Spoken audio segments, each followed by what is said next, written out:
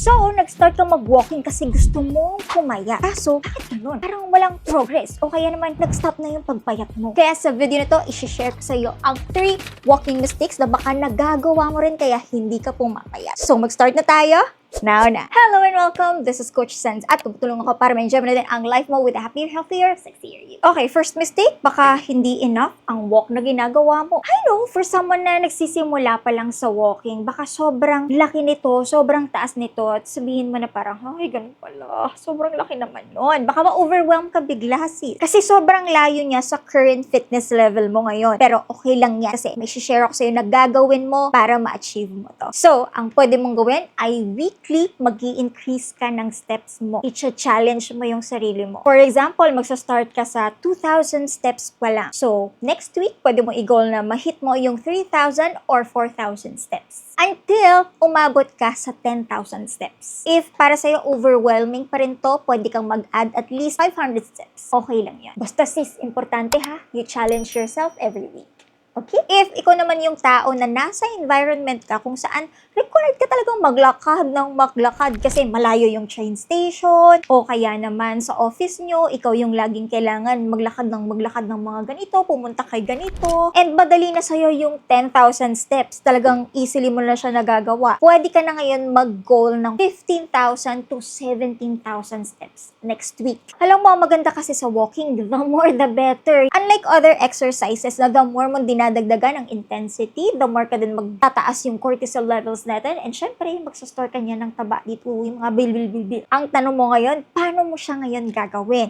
Okay, ito gagawin natin. Let's say, meron kang one quick walk in the morning o kaya in the afternoon. Pwede mo siyang dagdagan ng 1 to 2 minutes every hour. So, pwede itong pagkakain ka na o kaya naman magre-refill ka ng water. Yes, speaking for myself. Pwedeng walking on your way to work, break time, after meals, o kaya naman walking your dog. So, lahat yan mag-a-add up. And before you know it, naka 10k steps na pala ako. Kasi ako personally, on average, sa walk ko from here papunta sa park and then pauwi, nakaka-around 8 to 9k steps ako. Kaya malaking tulong na meron kang step tracker or katulad nitong watch ko. By the way, may nagtanong pala nito, ilalagay ko na yung link sa description box. Basta ang key is dapat alam mo kung nakakailang steps ka. Para alam mo kung ilan pang steps ang idadagdag mo para ma-achieve ang weight loss goals mo. Ito na si number 2 o baka yan.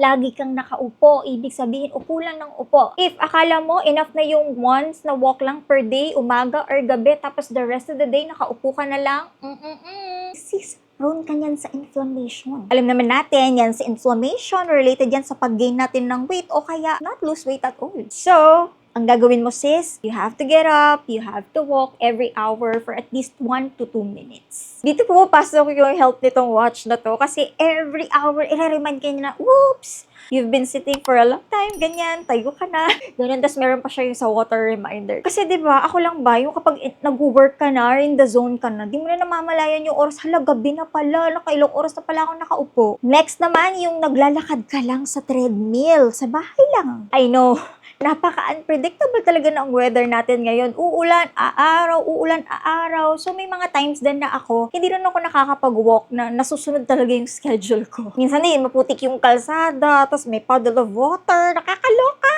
Alam mo ba, speaking of puddle of water, naalala ko nung grade 6 ako, masok ako, syempre umaga, di ka pa tayo morning person ng mga time na yun eh, nasa pungas-pungas pa ako, lutang-lutang pa ako noon. Tapos biglang, may puddle of water pala, hindi ko napansin, tapos may biglang dumaan na sasakyan, sis. So, alam mo na, biglang, boom, wake up, ganon. Pag yung uniform ko, basag-basa, tapos alam mo na, putik, ganyan. So, syempre, umuwi na lang ako, di na ako pumasok sa school. Diba, yung mga ganong experiences, hindi siya nakakatuwa. And syempre, meron din na yung mga lugar, hindi rin din advisable na mag-walk, either masyadong maraming tao, o kaya naman sobrang ingay, hindi na tuloy relaxing yung walk. Kaya ako, nag-decide personally na yung walking ko, gawin ko na lang siyang morning. Mga around 5 a.m. to 5:15 a.m. yan. Umaalis na ako niyan dito papunta sa park. Ikaw, ano sa tingin mo yung reason bakit hindi ka nakakapag-walk sa labas? Comment below. Kasi alam mo ba sis, iba pa rin kapag naglalakad tayo sa labas, ayan, ganyan, ay expose tayo sa mga puno, body of water, na expose tayo sa negative ions. Kasi, mababawasan yan yung ating cortisol levels. Again, pag mataas si cortisol, hello, Bill. Now, if gusto mo pa ng more tips kung paano pumayat while walking, click this video now and I'll see you on the next one.